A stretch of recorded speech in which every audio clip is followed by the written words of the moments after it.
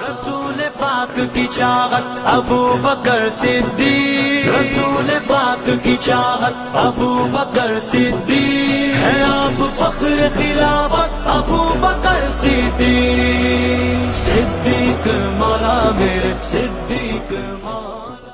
السلام علیکم ورحمۃ اللہ وبرکاتہ۔ معزز حاضرین و محترم ناظرین کرام،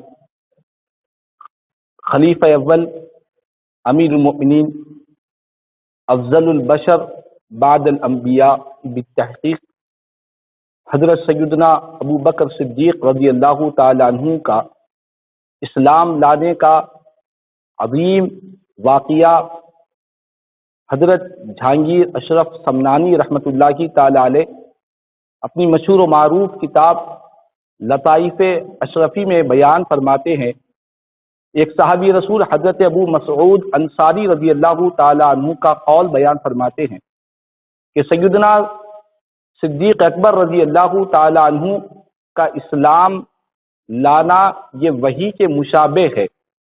کس انداز سے مشابہ ہے آپ بیان کرتے ہیں کہ حضرت سیدنا صدیق اکبر رضی اللہ تعالی عنہ خود بیان فرماتے ہیں کہ ایک مرتبہ کا واقعہ ہے کہ ایک مرتبہ جس وقت نبی کریم صلی اللہ تعالی علیہ وسلم نے اعلان نبوت نہیں فرمایا تھا، ایک رات میں آرام کرنے کے لیے سو گیا۔ خواب میں کیا دیکھتا ہوں کہ ایک نور آسمان سے نمودار ہوتا ہے اور شہر مکہ میں وہ نور داخل ہوتا ہے، اور سارے شہر مکہ کے ہر گھر میں اس نور کی کرنیں بکھیر جاتی ہے۔ مکہ مکرمہ کے ہر گھر میں وہ نور پاک داخل ہو جاتا ہے۔ پھر کیا دیکھتا ہوں کہ سارے انوار ایک جگہ جمع ہو جاتے ہیں۔ اس کے بعد سیدنا صدیق اکبر رضی اللہ تعالیٰ عنہ فرماتے ہیں کہ وہ نور مبارک میرے گھر کے اندر داخل ہوتا ہے۔ جیسے ہی وہ نور پاک میرے گھر میں داخل ہوا تو میں اس نور کے احترام کے لیے کھڑا ہو جاتا ہوں۔ یہ واقعہ میں نے خواب میں دیکھا، نیند سے بیدار ہوا، اور نیند سے بیدار ہونے کے بعد اس خواب کی عظمت، اس خواب کی تعبیر کو معلوم کرنے کے لیے میں ایک یہودی کے پاس گیا، اور میں نے سارا خواب اس کے سامنے بیان کیا اور اس کی تعبیر اس سے طلب کی۔ اس یہودی عالم نے مجھ سے کہا کہ اس خواب کی کوئی تعبیر نہیں ہے، یہ پراگندہ خواب ہے۔ بہرحال اس نے خواب کا تعبیر دینے سے انکار کر دیا۔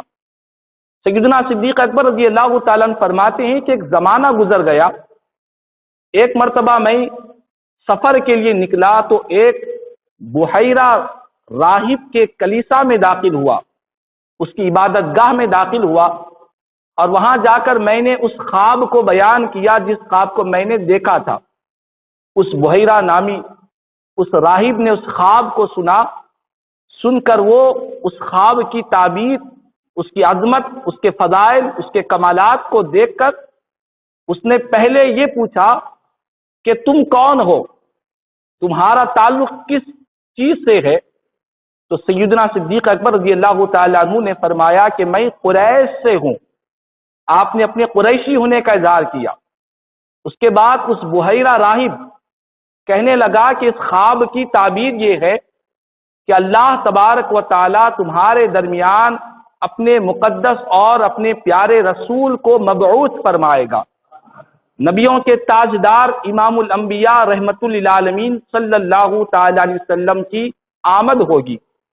چنانچہ جب وہ دنیا میں تشریف لائیں گے اور اعلان نبوت فرمائیں گے تو اس وقت جب تک وہ اپنی ظاہری حیات میں رہیں گے اس وقت تک تم اس پیارے نبی کے وزیر بن کر دنیا میں رہو گے۔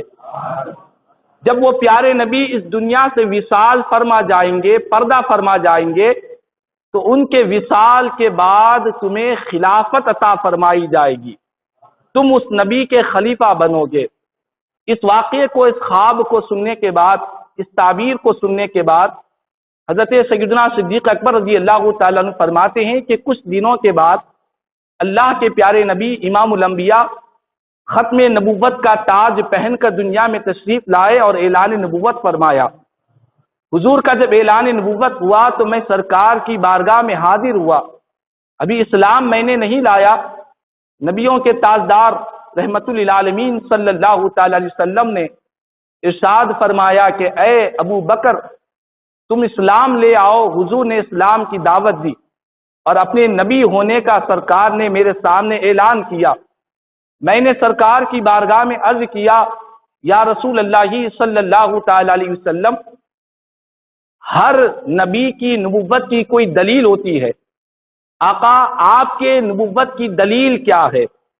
قربان جائے غیب بتانے والے آقا امام الانبیاء رحمت للعالمین صلی اللہ تعالی علیہ وسلم نے ارشاد فرمایا کہ اے ابو بکر میری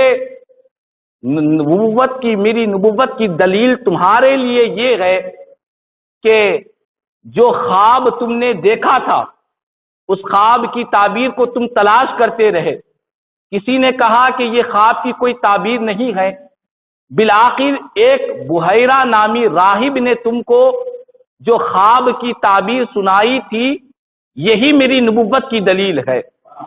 حضور کا یہ فرمانا تھا۔ صدیق اکبر رضی اللہ تعالیٰ عنہ عرض کرتے ہیں کہ آقا آپ کو اس بات کی خبر، اس واقعے کی اطلاع کس نے دی ہے؟ اس خواب کا واقعہ اور بحیرہ راہب کی تعبیر یہ آپ کو کس نے بتلائی ہے؟ قربان جائے میرے آقا کریم صلی اللہ تعالی وسلم نے فرمایا یہ میرے آسمانی وزیر جبریل نے آ کر مجھے یہ سارے واقعے کی خبر دی ہے۔ قربان جائے صدیق اکبر حضور کے زمین کے وزیر ہے اور جبریل امین آسمان کے وزیر ہے۔ جب وزیروں کی یہ شان ہے تو شہنشاہ کی شان کا عالم کیا ہوگا؟ جب ان کے گدا بھر دیتے ہیں شاہان زمانہ کی جھولیا، محتاج کا جب یہ عالم ہے مختار کا عالم کیا ہوگا؟ صدیق اکبر رضی اللہ تعالیٰ عنہ کی ایمان کا یہ معاملہ کہ ان کے ایمان اور ان کے خواب کی تعبیر میرے آقا کریم صلی اللہ علیہ وسلم نے جب بیان کی تو اس کے بعد حضرت سیدنا صدیق اکبر رضی اللہ تعالیٰ عنہ پیارے آقا کی بارگاہ میں عرض کرنے لگتے ہیں یا رسول اللہ صلی اللہ علیہ وسلم اس سے بڑھ کر اور مجھے کوئی دلیل نہیں چاہیے۔ آپ نے اسی وقت بغیر کسی تردد کے، بغیر کسی توقف کے میرے آقا کریم صلی اللہ علیہ وسلم کی بارگاہ میں صدیق اکبر رضی اللہ تعالیٰ عنہ اعلان کرتے ہیں اشہد ان لا الہ الا اللہ وحدہ لا شریک لہ واشہد ان محمدً عبدہ ورسولہ۔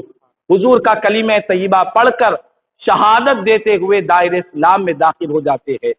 تو محترم ناظرین کرام، سیدنا صدیق اکبر رضی اللہ تعالیٰ عنہ کہ یہ اسلام لانے کا عظیم واقعہ پیش آیا اور حضور نے یہاں تک ارشاد فرمایا، مشہور حدیث پاک ہے کہ نبی پاک علیہ الصلوۃ والسلام نے فرمایا کہ میں نے جب کبھی کسی کے سامنے اسلام کی دعوت دی، ہر ایک نے میری کلمے کو، اسلام کی دعوت کو قبول کرنے کے لیے تردد کیا، توقف کیا، سوائے ابو بکر کے کہ جب میں نے انہیں اسلام کی دعوت دی تو انہوں نے بلا تردد اور بغیر توقف کے فوراً میرے دامن سے وابستہ ہو گئے، دائرہ اسلام میں داخل ہو گئے۔ وآخر دعوانا الحمد للہ رب العالمین وما علینا الا البلاغ المبین۔